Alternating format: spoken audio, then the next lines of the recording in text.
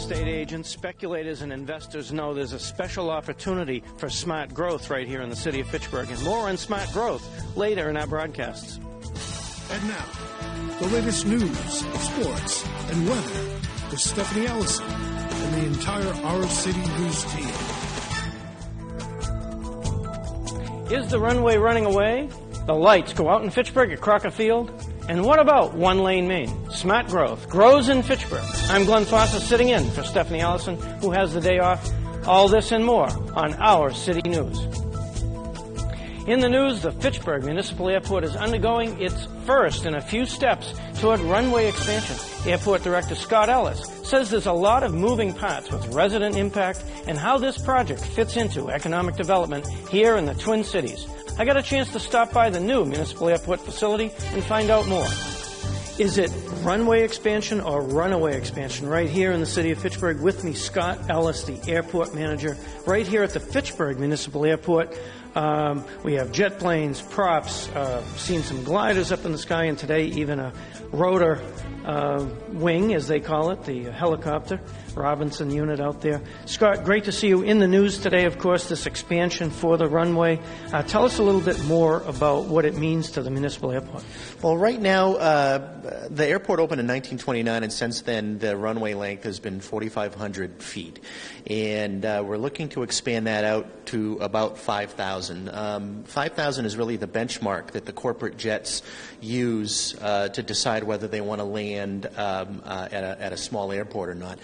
If you can land at 5,000, you can land at 4,500, but they set the line at 5,000. So we're looking to get that extra 500 feet. We're going to go 300 feet in one direction and 200 feet in the other direction and get that out to 5,000. And that's really going to help bring in some of the corporate traffic, the small jets, to take advantage of the airport's proximity to I-190 and in Route 2. Right now, we do have some small jets that fly in here, and then they go off to meetings at Devon's and other local businesses, and we're really hoping to build on that. So, of course, there's the business element to it, the ability to get corporate executives and folks in and out quickly because time is of the essence. There is some impact to the residents, but many communities go through this. Yes, there is some impact to the residents, but one thing that you have to understand is that the peak of general aviation in the United States was back in the 70s and 80s, and there were well over 100,000 takeoffs and landings at this airport every year, and that number's down to about 65,000. So even if we do bring in more traffic, it's never going to be as high as what people have not already experienced. Yeah, and there you have it right here from the Fitchburg Municipal Airport with Scott Ellis, Airport Manager. More from Our City News coming to you. Transportation is key to any element of business and commerce. One Lane Main Street with landscape features and dedicated bike lanes is in the news. Some much in favor and some who oppose the one-year trial of the One Lane Main Street. We spoke with several folks on their take on the One Lane. Ward City Councilor Joel Caddy, a retired police officer himself, talks about his observations over a period of time. Our City News got a chance to catch up with him on this hot topic. Whatever your opinion, the One Lane Main Street with a dedicated bike lane is something that cities across the country are doing. Whether it's New York City, Los Angeles, or Fitchburg, Wisconsin, you will see the growth of bike lanes and a calmer Main Street giving way to alfresco dining, shopping, and a decrease in a lot of incidents. We have more statistics later on in this piece. I feel in my heart that this is probably the best thing that we've done for Main Street in many years. This was something that was in my mind for a long time. I know that this issue of One Lane Main Street, there's a lot of controversy about it. I feel because it's a safer place to be, that people will feel more comfortable coming to Main Street. The offshoot could be, will more businesses come? I think so. With the new theater block and with a college about a mile away, I think you will see students starting to come to the theater block from the college on bicycles. When I retired from the police department, my last 3 years was walking Main Street. And people can say that they're on Main Street a lot. I was on Main Street 5 days a week, 8 hours a day for 3 years.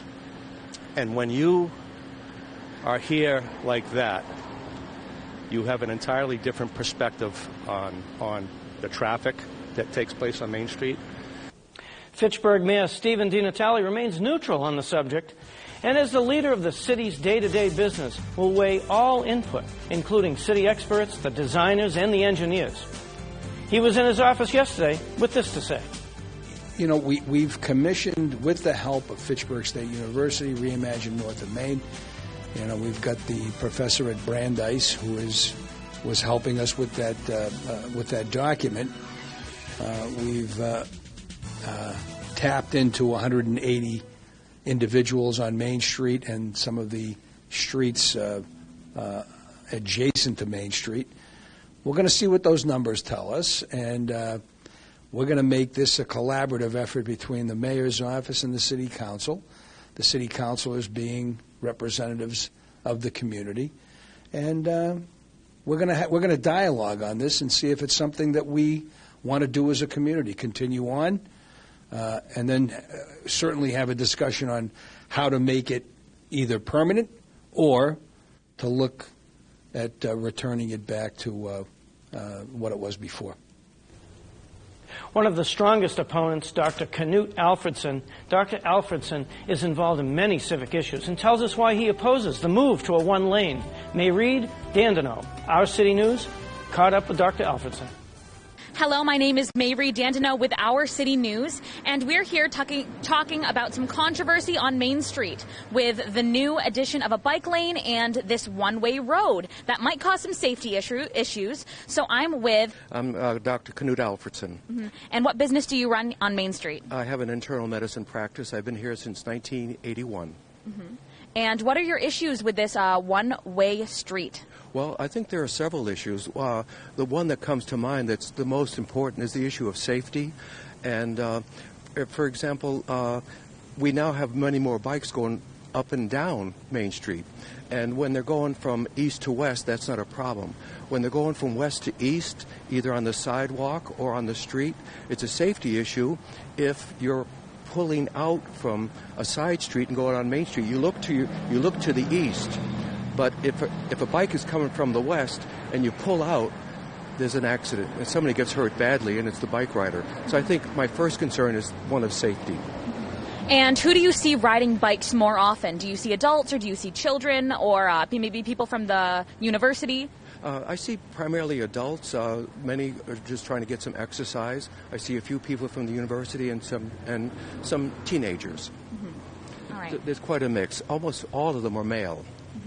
All right, thank you for your input. And this is a persisting issue, so if you have any opinions, you can definitely talk to us about them. And what do you think you would do to solve this problem? I would make 2 lanes. All right, well, thank you, Knut. And that's our interview for today. Let's go back to the newsroom.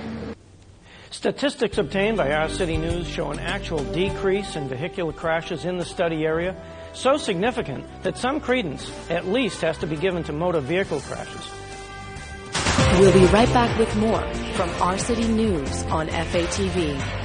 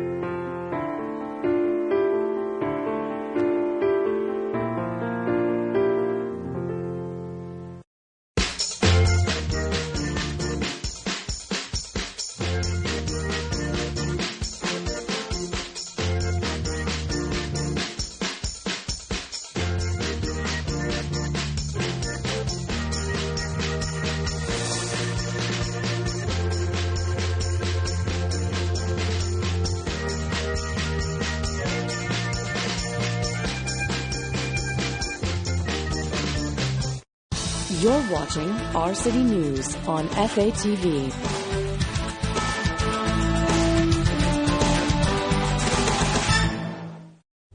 What happens when the lights go out in Fitchburg? Well, at least at Crocker Field, it had no effect on last Friday night's game when Fitchburg romped St. Bernard's.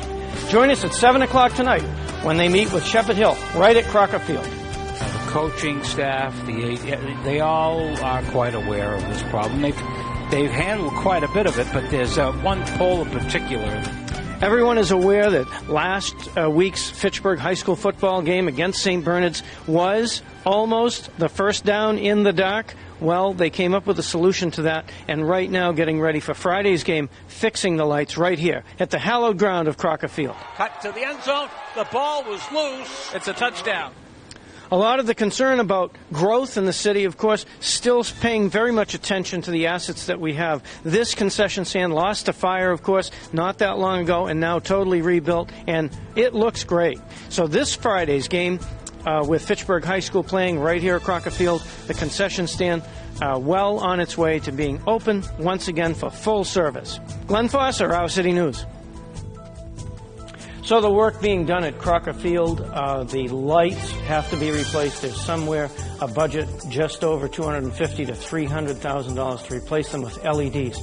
The Crocker Field Restoration Committee Incorporated has a GoFundMe page. You can find it at Crocker Field Let There Be Light. This is a FundMe page that has already brought just over $2,700 to that fund. Long way to go, but I'm sure that the city of Fitchburg and the folks in Fitchburg will make that happen.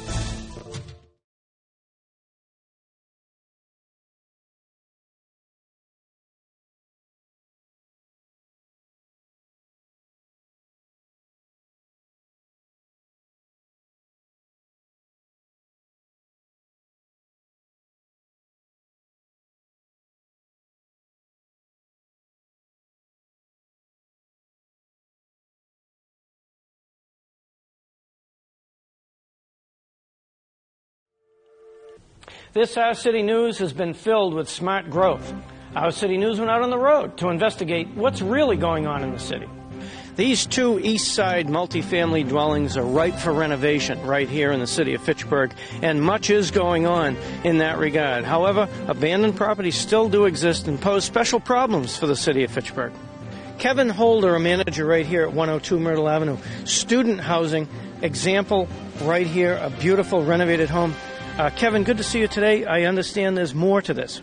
Yes, we have several projects going on in the area, developing homes for not only students but people in the area, affordable housing, very good for the city. This brings a larger income into the city.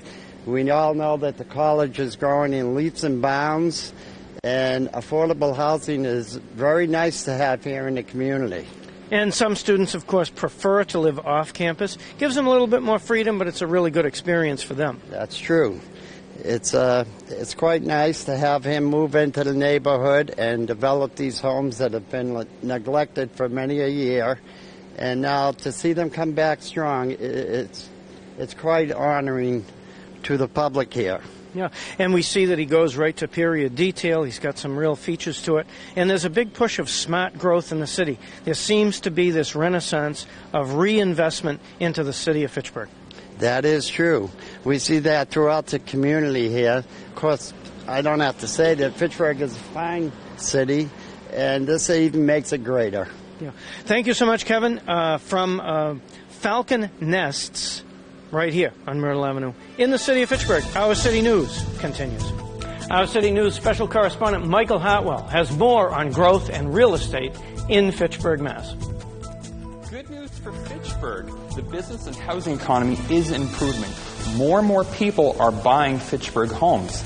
But what's driving this change? Well, the realtors and home buyers I spoke to said one of the big factors is that housing prices in Fitchburg are low, but the city is close to Boston, where it's expensive to live. You've seen a lot of out-of-town buyers, a lot more than usual, coming and buying in our area, including Fitchburg, Leominster, but specifically Fitchburg. Additions like the new second commuter train station, as well as this summer's sidewalk and road improvements, as well as other infrastructure work, are bringing the city back to life. We're talking to realtor Sandy Howell of Keller Williams about how home sales are doing in Fitchburg. Home sales are doing great. Fitchburg is up and coming as far as I'm concerned, and it's less expensive than the East, and the homes are beautiful as well.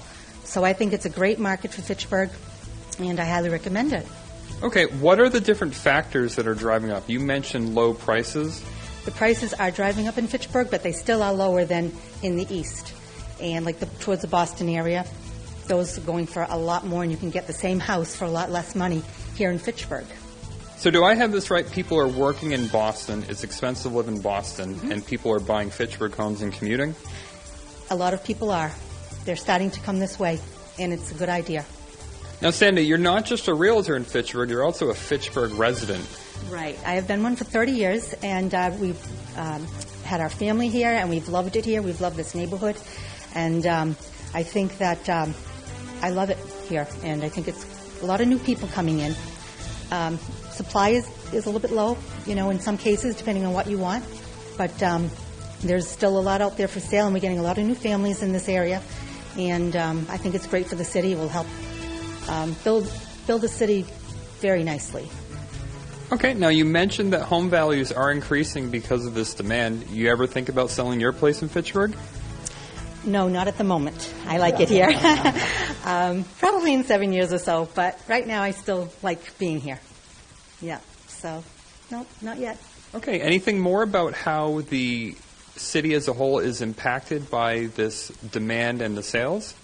Well, because the houses are going up in price and people are able to sell their houses at a decent price right now, the new home buyers will have to come in and pay that, but I think that's not impacting them at all. I think that they're just still here and coming, and I think this is an upcoming city, as far as I'm concerned. All right. We spoke with new resident Melissa Boudry about why her family chose to move to Fitchburg. Home sales are up according to real estate agents we talked to, and we've got Melissa Boudry right here who bought a house in Fitchburg in the past year. You've been here since December. It's September now. What do you think of this area? I find that the people are really friendly.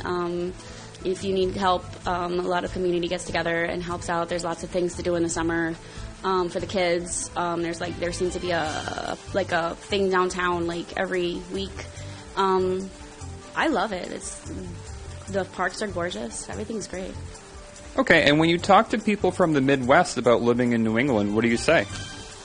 It's expensive. I mean, it is expensive, but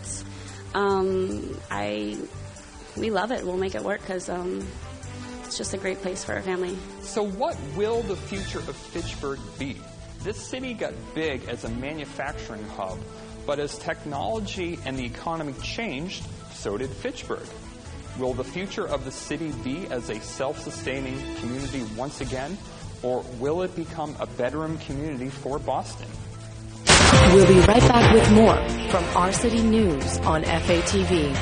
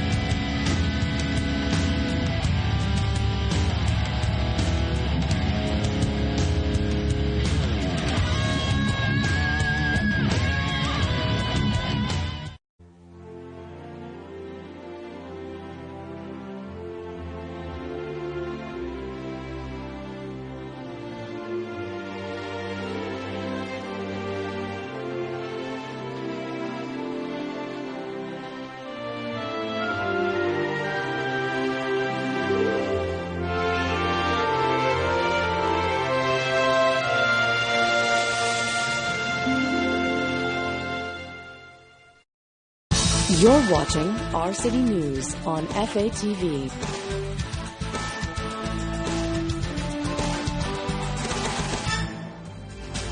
Fitchburg Access Television visited the city's second annual resource fair.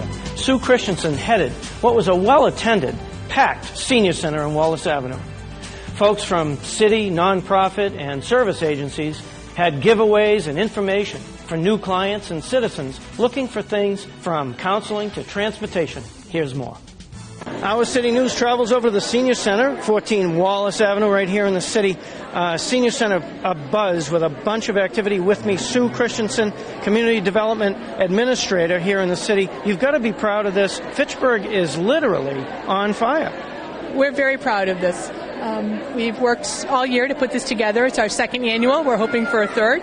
And we have over 65 representatives from various state, federal, and local agencies here, as well as many city departments.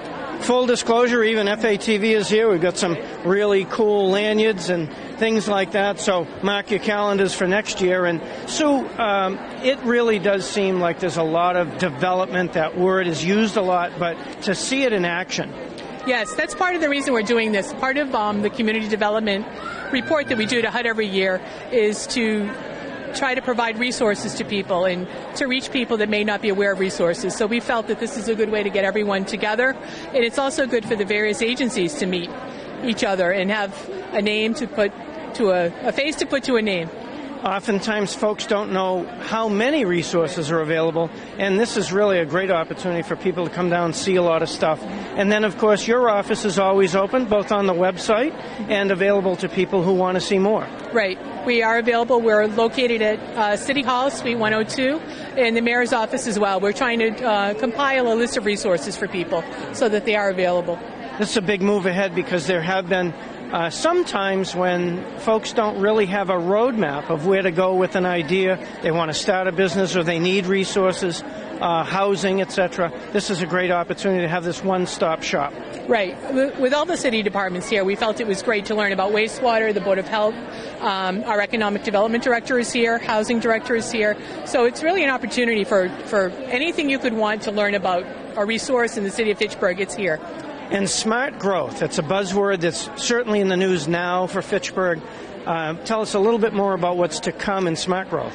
Well, I know that that's an initiative that Mary Jo Bohart's been working on extensively. And they're developing a series of meetings, and the city wants to look forward. We don't just want to tear down buildings and grow. We want a plan, and this will help us to have a plan. Sue Christensen from the Community Development Office Administrator, of course. Thank you so much, Sue, for spending some time with Our City News. Thank you, Glenn, for having me.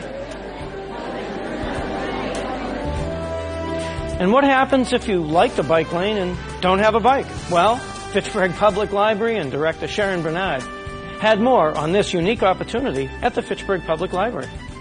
Yes, so the library is loaning 6 bikes or so.